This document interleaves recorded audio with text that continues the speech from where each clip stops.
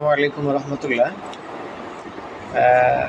আমি যে বিষয়টা নিয়ে আজকে আলোচনার জন্য এসেছি সেটা হচ্ছে পানি পান না করা। আর এই পানি পান না করার প্রবণতাটা আমি দেখতে পেয়েছি মাদ্রাসার কোমলমতি শিশুদেরকে। আর এটা আমি আমার ছেলে যে মাদ্রাসায় পড়ে এই মাদ্রাসার ছাত্রদেরকে আমি বুঝিয়েছি, বলেছি, আমার ছেলেকে অনেক তাগিদ দিয়েছি। তো সকলকে এরকম বলার পরেও এদের যে অভ্যাস, সেই অভ্যাসটা রয়ে গেছে। এতে করে হয় কি, কোষ্ঠবদ্ধতা হয়, পেট ব্যথা হয়, মাঝে মধ্যেই আপনার জ্বরের প্রবণতা দেখা দেয়। এরকমভাবে পেটের পীড়া থেকে অন্যান্য পীড়া বিভিন্ন বড় আকার ধারণ করে, বড় রূপে প্রকাশ পায়, বিভিন্ন অন্যান্য রোগে আক্রান্ত হয়ে যায়। তো এটা থেকে বাঁচতে হলে অবশ্যই বেশি করে পানি পান করতে হবে। একটা প্রাপ্তবয়স্কের জন্যে ৬-৭ লিটার পানি পান করা যেতে পারে। ছোট বাচ্চাদের জন্যে ১ থেকে ২ লিটার পানি অবশ্যই পান করতে হবে। তো এরকমভাবে শ্রেণীবিভাগ আছে, আর শিশুদের জন্য আরও কম। তো এরকম আমরা যদি স্বাস্থ্য সচেতন হই, সবজি বেশি করে খাই, পানি বেশি করে পান করি, তাহলে আমাদের কোষ্ঠবদ্ধতা থেকে আমরা রেহাই পাবো, অন্যান্য রোগ থেকে, পেট ব্যথা থেকে, বিভিন্ন ধরনের সমস্যা থেকে আমরা রেহাই পাবো। মেয়েদের বিশেষ করে পুষ্টিকর খাদ্য খাবার তো বেশি করে পর্যাপ্ত পরিমাণে খেতে হবে।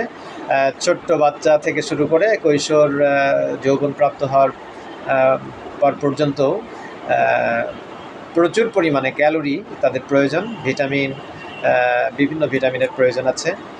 তো এই জন্যে আমরা স্বাস্থ্য সচেতন যদি হই, প্রত্যেকটা ক্ষেত্রেই আমরা যদি হিসাব করে আমাদের জীবনকে পরিচালিত করি, তাহলে আমাদের সমস্যা না হওয়ার কথা। তো এই যে ধাতুর সমস্যা, তারপরে হচ্ছে মিনিস্ট্রেশনের অনিয়ম, মেয়েদের সাদাস্রাব, বিভিন্ন ধরনের সমস্যা, এগুলোর কারণ একটাই, সেটা হচ্ছে অনিয়ম জীবনযাপন। অনিয়মতান্ত্রিক জীবনযাপন করার কারণে বিশেষ করে উঠতি বয়সের ছেলে এবং মেয়েদের সমস্যাগুলো হয়। তো প্রচুর পরিমাণে পানি পান করবে না, পর্যাপ্ত পানি পান না করার কারণে এরপরে মোবাইল দেখবে, টয়লেটে ঠিকমতো যাবে না, চেপে রাখবে। এই যে বিভিন্ন ধরনের সমস্যা, শোক, দুঃখ, কষ্ট, এই সমস্ত কারণে তারা এই কোষ্ঠবদ্ধের শিকার হয় এবং তাদের কিছু বদ অভ্যাসের কারণে সমস্যাগুলো সৃষ্টি হয়। এই সমস্যা থেকে আমাদের বাঁচতে হলে, ছোট বাচ্চাদের বাঁচাতে হলে এবং আমাদেরকেও বাঁচতে হলে আমাদের অভ্যাসগুলো পরিবর্তন করতে হবে। দৈনন্দিন জীবনে আমাদের যে রুটিন মাফিক জীবনযাপন করা দরকার, সেটা আমাদের ফলো করতে হবে। আর স্বাস্থ্য সচেতন যদি হতে পারি, তাহলে অবশ্যই আমরা সুস্থ থাকব এবং আমাদের জীবনযাপনগুলো যদি নিয়মতান্ত্রিক হয়, রুটিন মাফিক হয়, যখন যেমন খাবার প্রয়োজন, দুপুরে যে রুটিন অনুযায়ী খাবার তালিকা আছে, আমরা এটা আমাদের ছোট থাকতেই আমাদের বিজ্ঞান বইতে আমরা পড়েছি। তো এই যে বিষয়গুলো আমাদের স্বাস্থ্য সুরক্ষার জন্যে যেটা আমাদের মেনে চলা দরকার, এগুলো যদি না মানি তাহলে আমরা রোগাক্রান্ত হব। আসলে অবশ্যই প্রত্যেকটা মানুষের জন্যেই আমাদের স্বাস্থ্য সচেতন হওয়া জরুরি, অত্যন্ত জরুরি। আর স্বাস্থ্য সচেতনতা না থাকার কারণেই আমরা সমস্যায় পড়ি, বিপদগ্রস্ত তার মধ্যে যায়, আমাদের দিনযাপনগুলো সুন্দর হয় না, আমাদের মন মানসিকতা ভালো থাকে না, আমাদের স্বাস্থ্য ভালো থাকে না।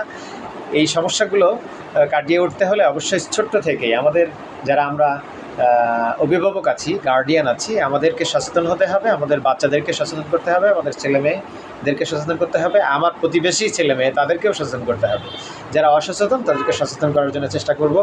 এবং আমরা কোনো সমস্যা হলে ভালো একজন হোমিওপ্যাথি ডাক্তারের শরণাপন্ন হব, যাতে করে এই সমস্ত সমস্যাগুলো আমরা সাজেশন নিতে পারি আমাদের জীবনকে সুন্দরভাবে পরিচালনা করার জন্য। ভালো একজন চিকিৎসক, ভালো একজন যে পরামর্শ দিতে পারে, পরামর্শদাতা, তার সাজেশন অনুযায়ী আমাদের জীবনযাপন করব। স্বাস্থ্য সংরক্ষণ করার জন্যে, স্বাস্থ্য সচেতন হওয়ার জন্যে আমরা চেষ্টা করব।